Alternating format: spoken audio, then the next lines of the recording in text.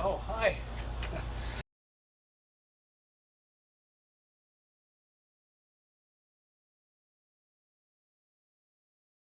Good Thursday morning to you. Looks like I got started without you.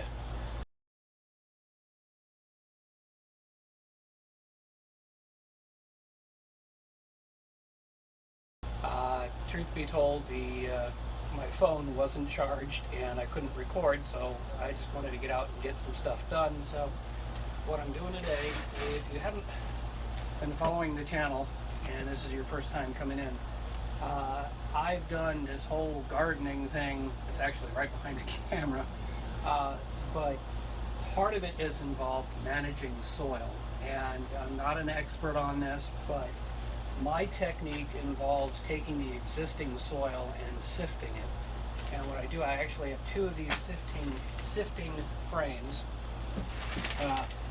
One of them is 1/4 inch mesh and the other one is 1/2 inch mesh. I actually usually start with the 1/2 inch and push the soil back and forth, or if you've got the strength to do it, you can do it like that over some kind of receptacle. In this case, they're like 30-gallon tubs. And what I do is first I start with the 1/2 inch, sift out the biggest stuff, move it aside. I have a pile of rocks here, which are the biggest rocks, and I have a couple of smaller tubs, one with greater than 1/2 inch rocks. Then I take that soil and again sift it with the 1/4 inch mesh. That gets me down to some smaller rocks and the soil, and leaves behind the greater than 1/4 inch sized rocks, but less than 1/2 inch. And so I have another tub with all of that. So basically gravel. And I can use that gravel for drainage underneath the bed. So what I do is I use the gravel as drainage underneath the garden bed. And then what I have for putting on top is a soil with a little bit of rock in it, which gives it some, what I just discovered today actually. I've got some soil that I was trying to figure out, why is it always getting so hard and clay-like on me? And that's over here, and this stuff is basically just dust. It has no rocks whatsoever in it.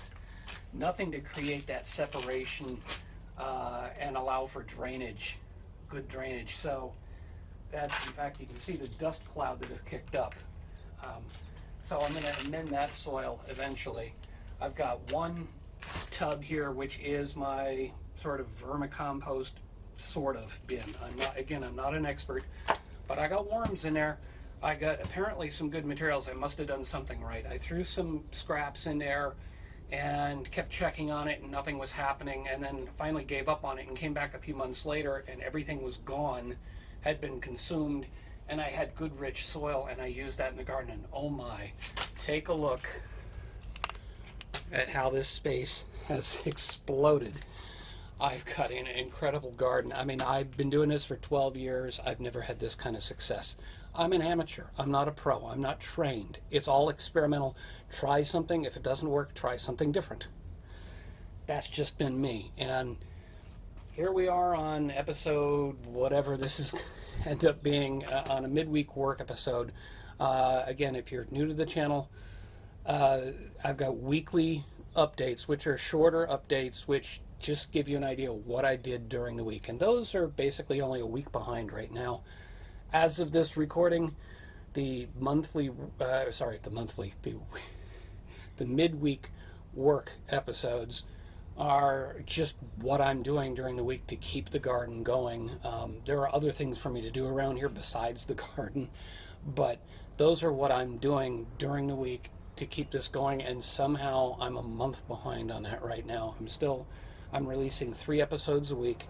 Part of that is because I'm also doing the midweek musical montage, which is basically anytime I go into time lapse on what I'm doing, just so you don't have to watch it in real time, I put music to it. And I finally realized I could cut the entire episode down to just the musical part, just the time lapses, and that seems to me a little bit more fun. And if you watch them in sequence, you get to see all the work that I did to build the garden up to what we've got. This started with like a little 6-foot space and a block wall, which you can't even really see right now.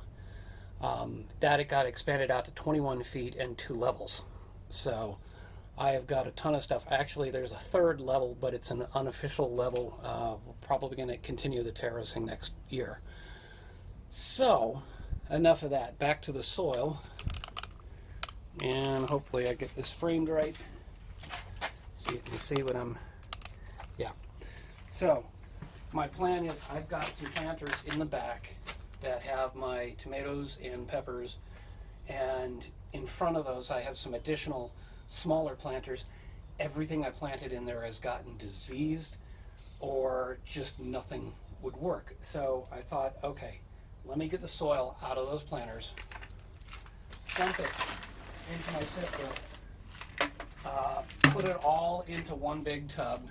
I'm going to throw some amendments into it, mix it all really well, and then put it back in there and plant something new, and hopefully that will fix my problem. So that's what I'm doing right now. It's literally just a matter of running it through the sifter. I already know this stuff is smaller, so I don't need to run it through the half-inch. I'm just running it through the quarter-inch right now. But it's that simple, or like I said, if you've got the strength, you can do this. Well, and I may have been wrong. I've got a few bits here that are greater than a quarter-inch. Now, as it stands, I don't think these are the problem. I don't see anything that's really going to cause issues, so I'm going to dump it back in. But what that does is it also breaks up the soil. So I'm going to go ahead and continue grabbing more buckets of soil from the planters in the back, continuing to sift. I'm going to throw in some amendments and put it all back in there, and then I will show you what it all ends up looking like. Okay, I've done a bunch of mixing, pulled everything out of the back. Just wanted to show you this is kind of what it looks like. Hopefully the sun isn't creating too much of a problem for you to see it. There's some little bits of rocks in there. It looks like I didn't actually sift it when I originally set up those planters earlier this year, because I think I set up all my sifting and my soil management stuff afterwards when I was doing that, and there are plenty of videos for you to watch if you want to see what all happened there. But yeah, let me just show you what it looks like in the back. So this would be the area I was talking about, and these along the front are the planters. It's kind of dirty right now, but these are actually rather deep, mainly because there's a step in the wall, and when I set all of this up, I set up all the planters on this section to be that much deeper so I could plant things that require deeper root systems, and also just so that the planters kind of matched the step in the wall. Although realistically I could probably stick something in there. I think that was part of the plan, but there's also the irrigation coming up here, which gets in the way. But I've got the additional planters along here. Got a little pathway. I can move that pot out of the way, and then I can get up there if I need to maintain these trees right here. And yeah, one more here. So I think I have an idea. I'm going to go ahead and amend that soil, and I think I know what I'm going to plant, but I need to go look it up, and I'll give you a little tip.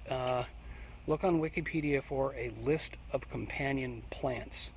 So here I've got tomatoes and peppers. I need to make sure that what I'm thinking of planting is going to work and not harm the tomatoes and peppers. So let me go look that up, and I'll be right back.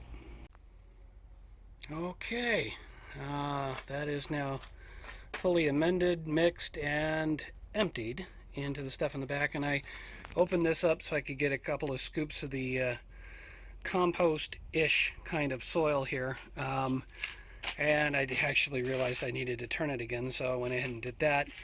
And I'm probably going to throw some scraps in there again just so I can kind of build it up. But good news on the seeds I was thinking about, and let me just back to the garden here.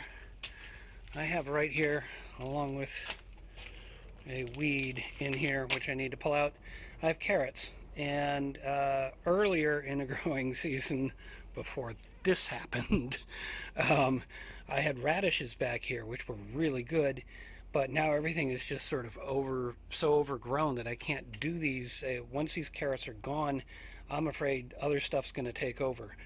And I've been trying to figure out what to do because the family loves to have some carrots and we really enjoyed the radishes. So, since carrots want to grow long, I'm thinking I'm going to put my carrots, I got 3 different types, into my 3 different boxes.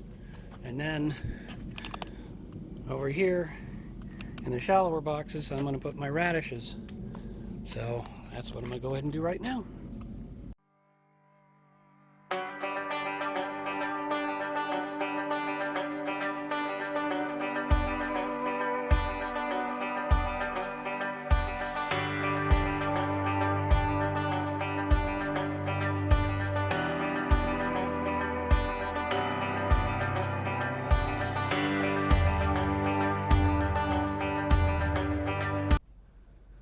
Okay, I realized a fair portion of that was out of shot. I probably should have backed up a little so you could see what I was doing.